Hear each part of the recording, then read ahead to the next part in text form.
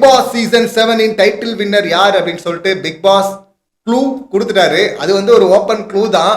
ஆனா அந்த க்ளூ வந்து கொடுத்தாலும் உள்ள இருக்கிற சில பேருக்கு, அறிவு இருக்கிறவங்களுக்கு அது புரிஞ்சிருச்சு.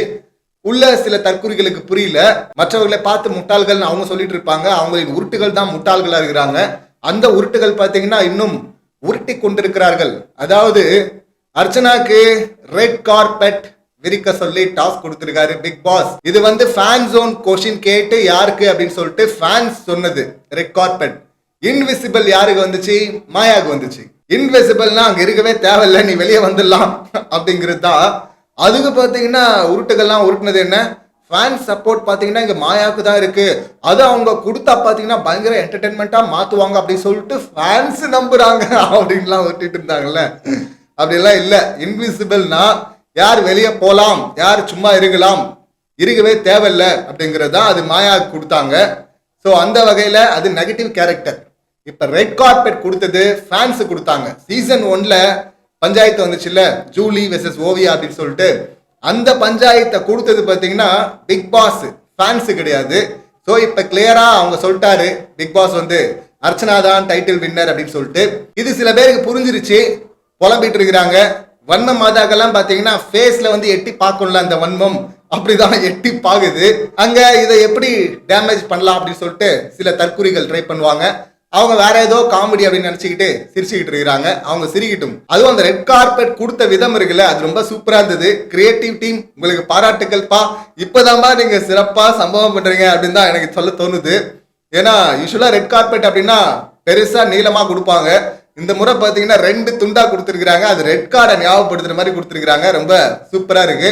அதுலயும் குறிப்பா பாத்தீங்கன்னா இந்த அதையும் காமெடியா மாத்திர அப்படின்னு சொல்லிட்டு இந்த மாயா பாத்தீங்கன்னா அவங்களுடைய ட்ரெஸ் எடுத்துட்டு வந்து 3வது, அதாவது ரெட் கார்பெட் 2 போட்டுட்டு 3வதா இதை போட்டுட்டு அவங்க ட்ரெஸ்ஸை ஜாக்கெட் நினைக்கிறத போட்டு தலைவி இது மேல ஏறி வாங்க அப்படின்னு அவங்க சொல்ல, பூர்ணிமா வந்து நான் வேணா அதை போட்டுக்கிறேன், என் மேல ஏறி போங்க அப்படின்னு சொல்ல, எல்லாமே சூப்பரா இருந்தது. இதுக்காக தாங்க இதை பண்ணிருக்கிறாங்க. அது மட்டும் இல்லாம கார்டன் ஏரியால ஃபர்ஸ்ட் வந்து அர்ச்சனா இது வேணாம்னு சொல்லி மறுக்கிறாங்க. அதுக்கப்புறமா இவங்க கம்பல் பண்ணி கூப்பிட்டு போறாங்க. ரெட் கார்பெட்டை இந்த 2 பேரும் மாறி மாறி விரிக்க, அதுல அர்ச்சனா நடந்து போற அந்த காட்சி இருக்குல்ல, அடடடா கண்கொள்ளா காட்சியா இருந்துச்சு. உடனே இவங்க என்ன பண்ணாங்க, ஷூவா மாட்டி விட்டுறோம், ஏன்னா 2 பீஸ் தானே வந்திருக்கு அப்படின்னு சொல்லிட்டு ஷூவா மாட்டி விட்டாங்க. அது ரொம்ப நல்ல விஷயம். அவங்க என்னவோ டாஸ்க்ல இருந்து எஸ்கேப் ஆகிறதுக்காக அப்படி ஒண்ணு பண்ற மாதிரி பண்ணாலும் இவங்க வெளியேறவங்க எல்லாம் எதிர்பார்த்தாங்கல்ல, அதுக்குள்ள ஒரு பஞ்சாயத்து இருக்கு, சோ அர்ச்சனாக்கு எதிராக தான் இருக்கு அப்படின்னு சொல்லி விட்டுனாங்கல்ல. அப்படியெல்லாம் எந்த பஞ்சாயத்தும் வராம அதை பிரில்லியண்டா இவங்களும் ஹேண்டில் பண்ணிட்டாங்க. நேத்து நைட் தினேஷ் பிஆர் பத்தி பேசினாரு. அதனால காலைல பிஆர் டாஸ்க் வச்சாங்க. யார் பிஆர் வச்சிருக்காங்க, உங்க கணிப்பு என்ன சொல்லுங்க அப்படின்னு சொல்லிட்டு. அதுக்கு பாத்தீங்கன்னா அர்ச்சனாக்கு தான், ஏன்னா அவங்க தான் டாப்ல இருக்கிறாங்களாம். ஆமா, வெறும் பிஆர் வச்சு ஒருத்தர் டாப்ல வந்துருவாங்க. உருட்டுக்கலாம். அது சொல்றது யாரான்னா அந்த பிஆர் கும்பல் தான். இந்த பிஆர் கும்பல் வந்து அர்ச்சனான்னு சொன்னாலும் பாத்தீங்கன்னா உள்ள இருக்குதுங்களே அந்த வன்ம கும்பல். அந்த வன்ம கும்பல்ல குறிப்பா அந்த விசித்ரா, மாயா, பூர்ணிமா 3 பேருமே உளறிட்டாங்க. அவங்க என்னெல்லாம் பிஆர் செட் பண்ணிட்டு வந்திருக்காங்க, எப்படி எல்லாம் பண்ண சொல்லி வந்திருக்காங்க அப்படின்னு சொல்லிட்டு. சோ மொத்தமா பல்பு இந்த உருட்டுகளுக்கு தான். ஆக்சுவலி பாத்தீங்கன்னா அர்ச்சனா வந்து நேத்து கன்ஃபியூஷன் ஸ்டேஜ்ல இருந்தாங்க. இங்க வெளியே உருட்டுகள்லாம் உருட்டுனாங்கல்ல, மாயாக்கு வந்து இன்விசிபிள் அப்படின்னு கொடுக்குறாங்க, ஃபேன் ஜோன்ல வருது.